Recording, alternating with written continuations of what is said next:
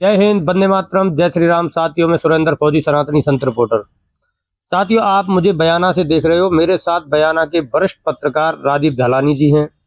इनसे जानते हैं राजस्थान में अरावली पर्वतमाला पर जो घमासान चल रहा है उसके विषय में, जनता को लेकर जो राय है, तो इनकी निजी राय क्या है और ये क्या सोचते हैं इस विषय में। जय सिया राम साहब। देखिए, अरावली पर्वतमाला का जो मामला है पूरे देश में सुर्खियों में है इस समय। मैं सबसे पहले तो एक बात कहना चाहूँगा कि अरावली पर्वतमाला जो है यह एक पर्वत ही नहीं, ये देश का इकोसिस्टम है और देश की एक ऐसी संपदा है जो और कहीं नहीं है। इसमें हमारे तमाम पुरातन धरोहर संरक्षित है। हमारे देश के नामी किले, महल, गुफाएं, जंगल, जानवर और बहुत सारी संपदाएं जो ऐसी हैं जो कहीं नहीं है, वो अरावली पर्वतमाला की गोद में छुपी हुई हैं। तो हमें इसके संरक्षण के सभी को विशेष प्रयास करने होंगे। सर, कोर्ट ने बोला है कि 100 मीटर की जिस पहाड़ी की रेंज होगी ऊंचाई, उसको ही अरावली पर्वतमाला माना जाएगा। तो क्या फिर अन्य जगहों पर धड़ल्ले से खनन चलाएगी सरकार?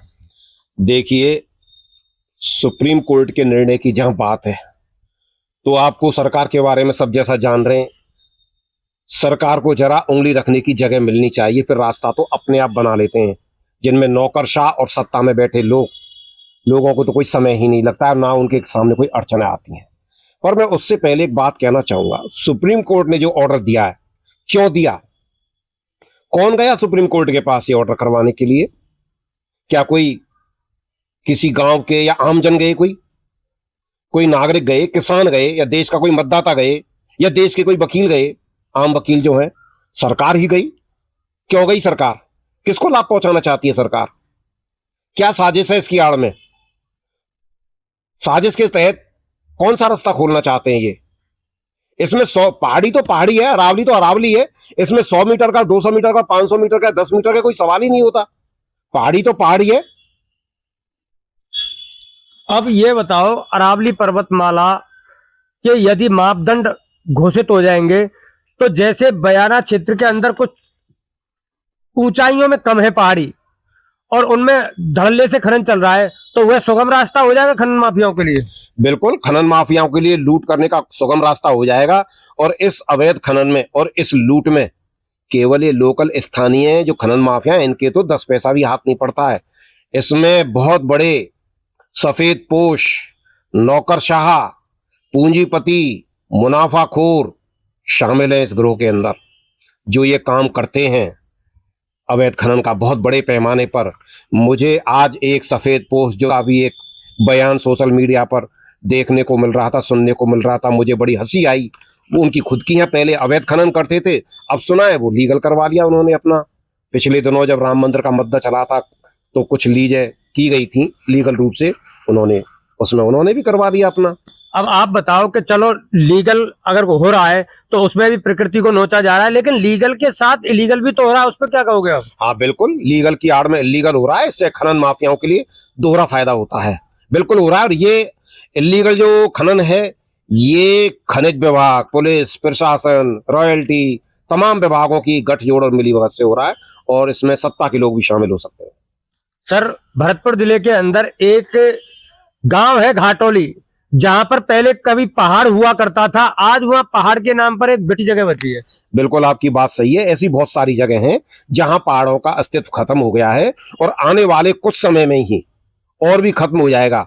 आपको मैं बतला दूं, कई जगह ऐसी हैं जहां मैंने पहले काफी ऊंचे ऊंचे पहाड़ देखे हैं, अब वहां उन पहाड़ों से भी गहरे गड्ढे हो गए। इतना बड़े पैमाने पर खनन हो चुका है।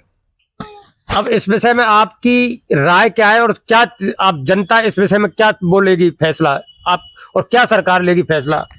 देखो, मेरा कहना यह, इससे पहले मैं और कहना चाहूंगा आपको कि ये तो रास्ते बनाए जाते हैं। सत्ता में बैठे लोगों को, सत्ता के लोगों के लिए कोई भी काम और कोई भी कानून आड़े नहीं आता है, कोई नियम आड़े नहीं आता है। वो अपनी इच्छाओं के अनुसार कोई ना कोई रास्ता निकाल ही लेते हैं।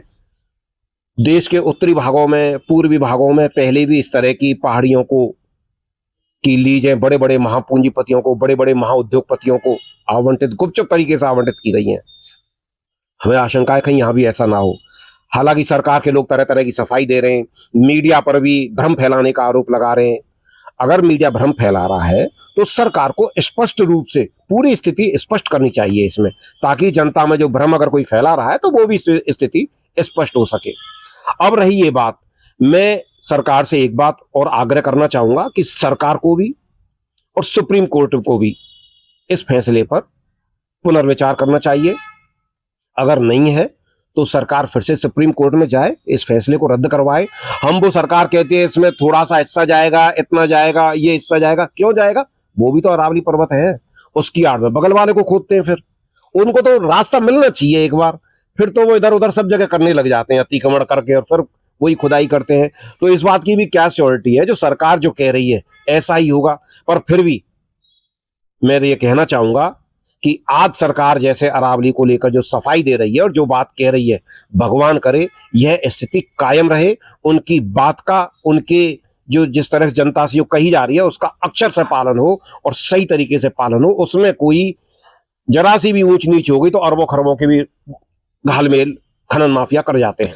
क्या राजस्थान के अंदर, भरतपुर जिले के अंदर प्रत्येक पहाड़ी अरावली पर्वतमाला है क्या? बिल्कुल, यह अरावली पर्वतमाला केवल राजस्थान में नहीं है, ये गुजरात में, मध्य प्रदेश में, राजस्थान में, हरियाणा और दिल्ली तक जाती है। बंसी पहाड़ पर स्टोन जो विश्व प्रसिद्ध है वो अरावली पर्वतमाला से ही निकल रहा है। बिल्कुल, अरावली पर्वतमाला की श्रृंखला है ये भी।